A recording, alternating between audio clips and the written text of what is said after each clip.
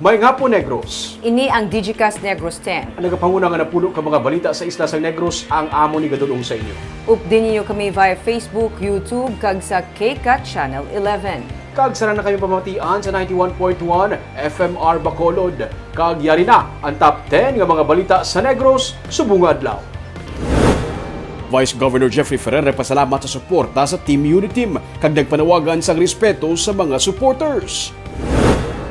Anay Gobernador Lito Coscolluela nagsiling nga hindi patapos ang eleksyon, hakotay nagakatabo giman humalin sang una. Pausi, ginupdan sang Team Asenso Bacolod sa iya pagsunod sa Bacolod City Government Center. 400,000 pesos nakuha sa isa naman ka robbery hold-up nga natabo sa Kabangkalan City. Kag, sa good vibes, pati mga malls nagahimo na sa tikang kontra climate change. Inatanan sa Digicast Negros 10.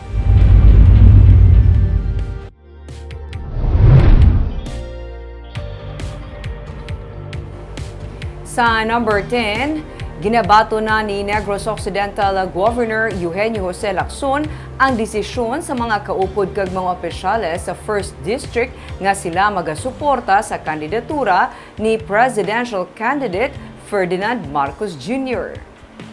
Kahapon ginpahayag ni San Carlos City Mayor Renato Gustilo nga ang mga opisyales ng San Carlos City magasuporta kay Marcos kag Vice Presidential Candidate Sara Duterte. Kag si Gobernador Lacson ang magasuporta kay Vice President Leni Robredo. Suno kay Lacson, ini ang personal choice sa mga opisyal kag sila ang magatibong sa mga kandidato nga ila pagasuportahan kasubong man nga siya ang magakampanya para sa kandidato nga iya napilian. Tubtub sa karon, wala pa sang categorical statement si Lacson bahin sa iya nga presidential candidate.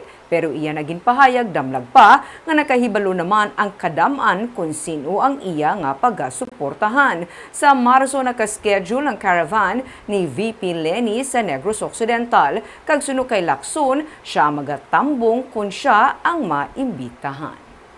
Actually, after former Congressman Jules Ledesma manifested that he is for the Uniteam. Yeah. And so everybody follows in the first district, no? So it's okay. That's their personal choice. They'll campaign for their candidates. I'll campaign for my candidate. Ikaw lang gidlen ko. According to Mayor Gustilo.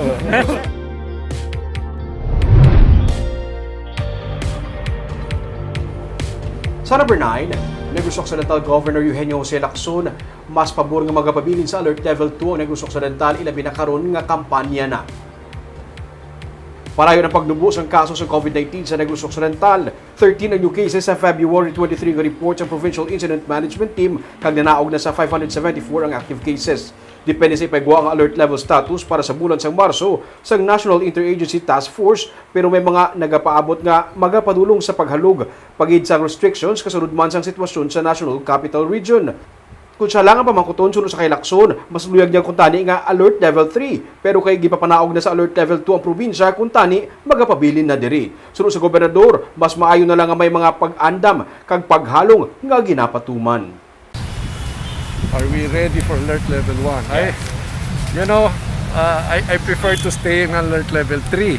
But since they gave us alert level 2, I prefer to stay in that level. I always like to remain cautious, especially during a campaign. So, somehow, at least there's a reminder to be careful.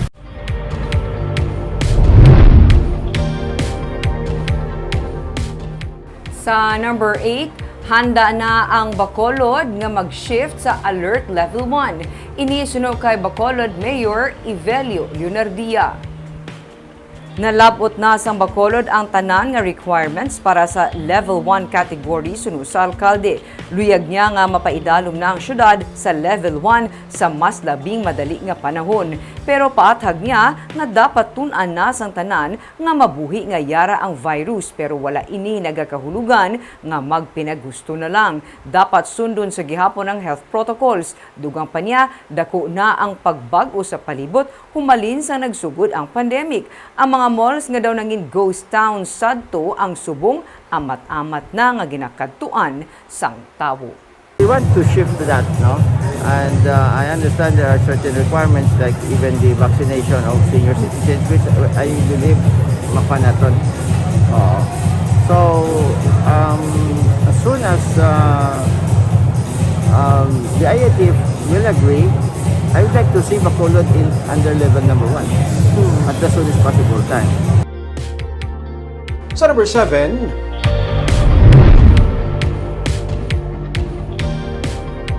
love triangle ang ginalantaw sa PNP nga motibo sa pagpatay sa isa ka lalaki sa Purok Sigay sa Barangay 2 sa Bacolod sa kagabi. Patay 40 anyos nga si Jonard Esquilla matapos inigin sulong kagabi sa duha ka mga wala pa makilalaan nga persona sa iya nga balay sa Purok Sigay sa Barangay 2 sa Bacolod kag Gintiro. Sa investigasyon sa PNP upod sa biktima ang iya sining live-in partner sa hinali na lang mag-abot ang duha ka mga suspek kag ilang nga ginpagwa ang babayi. 4 kalinupok ang nabatian kag nasapwan na lang nga patay si Esquilla sa atubang sang ilang nga balay. Sunod sa kay Police Station 2 Deputy Chief Lieutenant Jovito Pastrana, love triangle ang inalantaw nga motibo sa pagpatay kay Esquillo. Bangod sa isa ka drug personality ang ani partner sang live-in partner karon ni Esquilla kag sang nagdigad nga Setyembre gindakop sa buy bust operation. Yara ini karon sa presuhan. Paray ng investigasyon sa karon sang PNP.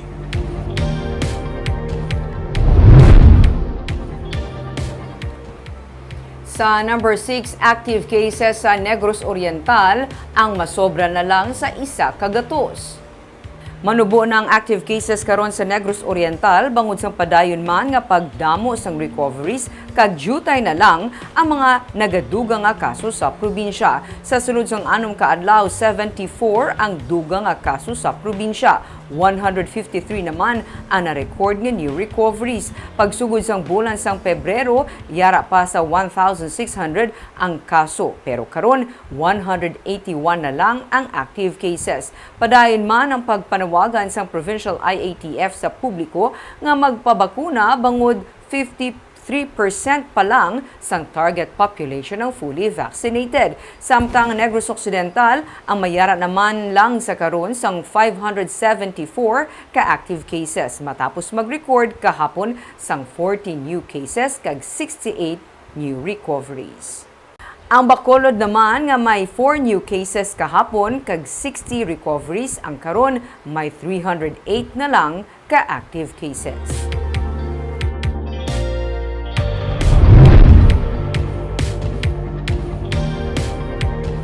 Sa number 5, dugang Pfizer vaccine para sa 5 to 11 years old ang gidauman nga mag-aabot sa Bacolod City sa second quarter sa sining nga tuig. Naglapaw na sa 5,000 ka mga 5 to 11-year-old ang nabakunahan sa mga gintanan nga vaccination center sa Bacolod Emergency Operations Center. Ang mga ginpakamaayos ang EOC nga ipail ang nabilin nga supply sa bakuna para sa second dose sa mga kabataan nga nakabato na sa first dose. Sunod sa kay Dr. Edwin Miraflor, officer in charge sa City Health Office, magahulat sila sang supply sa bakuna nga posible mag-aabot sa second quarter o kung madason pa nga binulan. Ang mga tubtob karon, temporaryo anay nga wala sang vaccination para sa mga magagmay nga kabataan. Ginahaylo man sang EOC ang mga ginikanan nga magpa-register online agud matagaan sila sang priority sa tion nga mag-abot na ang dugang nga supply sang bakuna.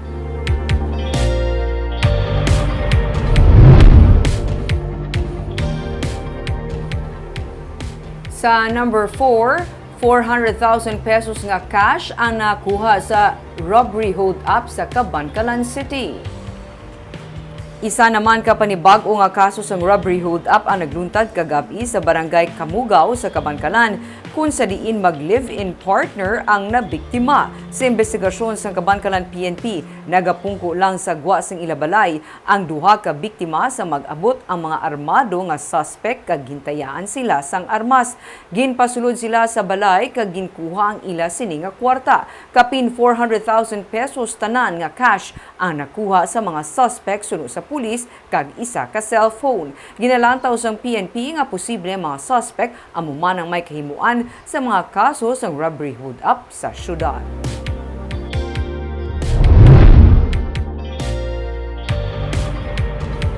Number 3, appointed Councilor Pausia nagpadulong na kayo sang aga sa Bacolod City Government Center kaupod ang mga katapos ang Team Asenso Bacolod.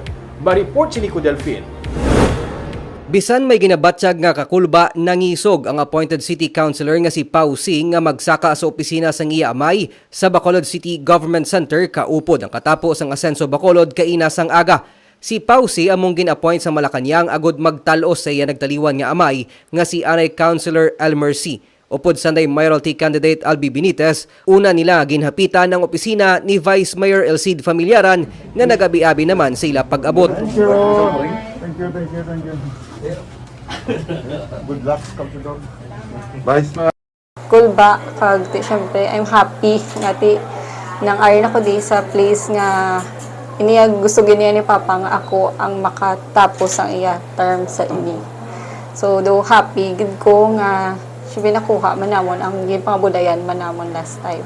Suno kay Pau Si, malipot ang 4 ka bulan para sa madamo nga programa kag advokasya sa iya amay nga luyag niya mapadayon. Isa sa iya tagaan man sang prioridad among pagtukod sang City Blood Bank. Wala pa man ko last time nakapungko actually bloodletting ginaamat-amat ko na regular bloodletting gid. Kay parang supply naton diri sa Bacolod is maging sufficient gid. Si Pau ang binulan man antes nakapungko sa pwesto sang iya amay. Natapos na ang iya pagpanumpa pero magahulat anay sang mando gikan sa Department of Interior and Local Government si Vice Mayor Elcid Familiaran para sa opisyal nga pagkilala kay Si bilang panibago nga katapo sang konseho sang syudad. Nico Delfin para sa DigiCast Negros. Sa number 2,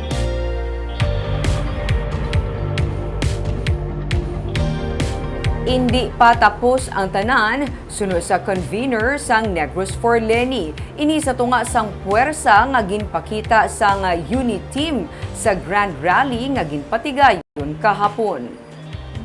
Ginsiling ni Negros Occidental Vice Governor Jeffrey Ferrer nga masobre sa 80,000 ang mga supporters nga nag-ida sa dalan sa caravan sa unit team halin sa Silay City pagkadto sa Bredco Port sa Bacolod pati na sa Grand Rally kahapon. Gani nakasiling siya nga kung basehan ang suporta sa mga negrense nga nag-upod sa unit team rally, masiling nga tapos na ang eleksyon. Pero para kay Anay Governor Lito Coscolluela, convener sang Negros for Leni movement, halos kasubong lang ang mga hitabo sa 1992 presidential elections kundiin nagkambyo man ang boto sa mga negrense. Sa paglunsar sang Las Alliance for Leni nga ginpangunahan sang Negros Youth for Leni, ginsiling ni Coscolluela nga ang mga pamatan-on kag ang kamatuuran ang magahatag sang diferensya sa mangin resulta sang May elections. Gidugang pa ni Coscolluela nga dako ang kabudlayan ang para sa kadamaan ang mga nagalinapta nga disinformation ilabi na sa social media. Pero paagi sa inspirasyon nga ginapakita sa mga pamatan-on sa karon, handa sila nga balabagan ang mga kabutigan kaga pagpaniplang gamit ang kamatuuran. That experience showed us that you may have all the money, you may have all the resources to make hakot all your supporters, but that will not bring you the votes to make you win. It is the youth vote that will make Leni win. But we need to bring the message and the truth to all those who are victims of misinformation. That's our big challenge now, no? We need to make, especially the young voters, the new voters, realize that this is the fight of our lives for the future of our nation. Kag sa numero 1 sa mga balita, subong nga adlaw.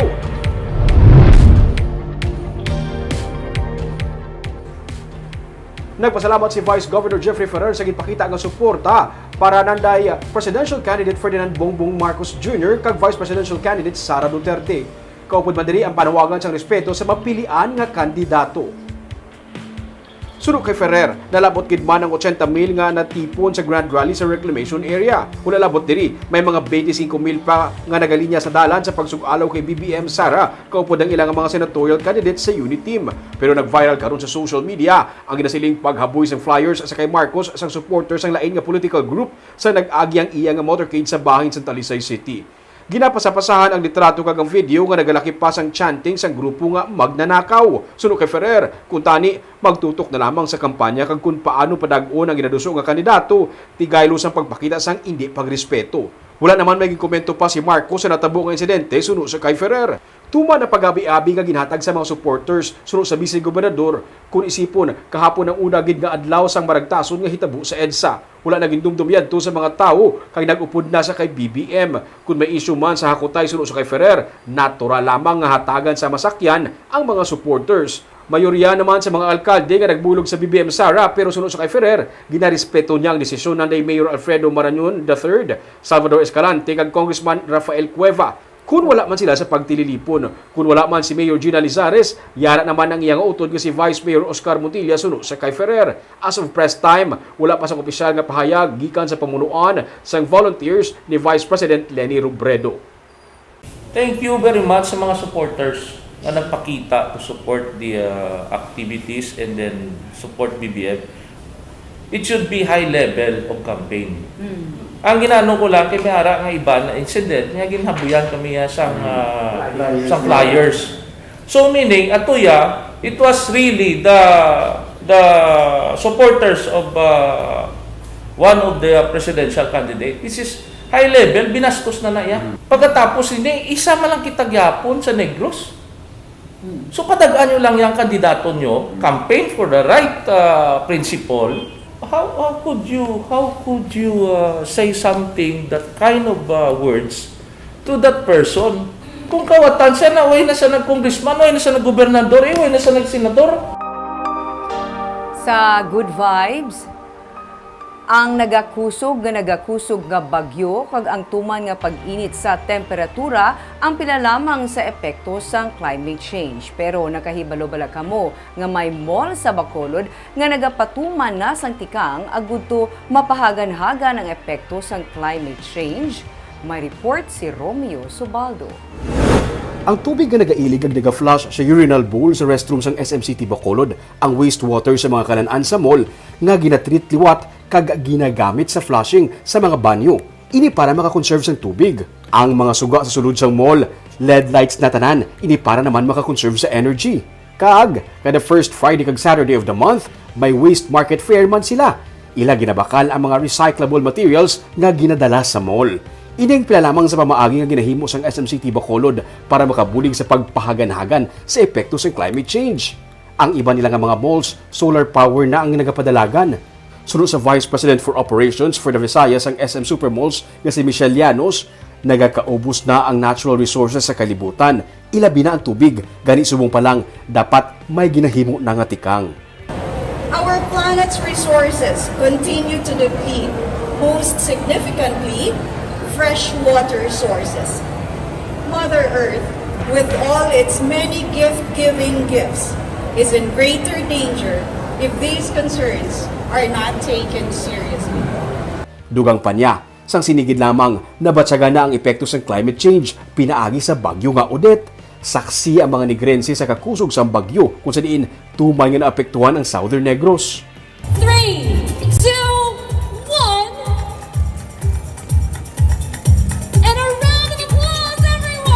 Kaina, formal nga ginbuksan sa publiko exhibit sang SM Prime Holdings in partnership sa Department of Science and Technology nga nagafocus sa sustainability kag disaster resilience nga gintig-uluhan nga connecting today and tomorrow.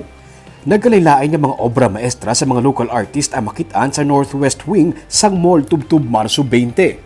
May mga sculpture, may mga oil painting sa mga heritage houses, mga eksena sa mga hitabo sang una, kag ang sitwasyon sang palibot sa karon, kag mga musik nga himo sa ginpangbuka nga mga tiles. Sunod sa isa sa mga exhibitor nga si Tay Sevillino, ang mga gin-exhibit nga paintings ang himo sa handmade paper nga pwede man gali magamit sa nagkalain-lain nga mga medium sa pagpaint. Locally sourced siya na handmade paper from grass and other mga materials like corn husk and corn, bala nga daw ang sagwa, bala sang corn. So, it's also like making from recycled paper. Gindayaw naman ni Negros Occidental Governor Eugenio C. Lacson ang ginahimo nga tikang sang SM Prime. Kinahanglan kuno sang tanan nga maghugpong para babatuan ang climate change halin sa kada pumuluyo pati na sa mga korporasyon. It must include and unite all stakeholders including the private sector, non-government entities, and local communities into what would otherwise be an exclusive undertaking. Suno pa sa management sang SM, parayon sila nga magapangita sa pamaagi para mag-advocate sa sustainability kag disaster resilience. Barb, ang pagpamakan gali sa SM sa mga recyclable materials, 10 years na ako nung sige-sige. Ko kabulo actually. Ako ming daw, pero wala pa ko da ka-try, babayatan ba ko da para, di ba, from trash to cash. O, at least sa iba basura nga tag sila pa cash ka nga makuha. Oo. Pero dapat recyclable materials. Oo. Mga plastic bottles, cans, mga metalwares, nga mga kitchenwares. Kag wala labot nga nakabenepisyo ka ang environment kito ming mabuli. Amo gid ang mas makabenepisyo ang environment. Kaag ang payad mga balita sa Negros subong nga adlaw. Kay man sa panahon karon importante nga may ihibalo ka sa nagakatabo sa imo nga palibot. Pero dapat balanse kag eksakto ang mga impormasyon. Padahan kami nga magapangalagad sa Negrosanon. Ako si Barbara Mijares. Tugtog sa buwas ako naman si Romeo Subaldo, mayong hapon.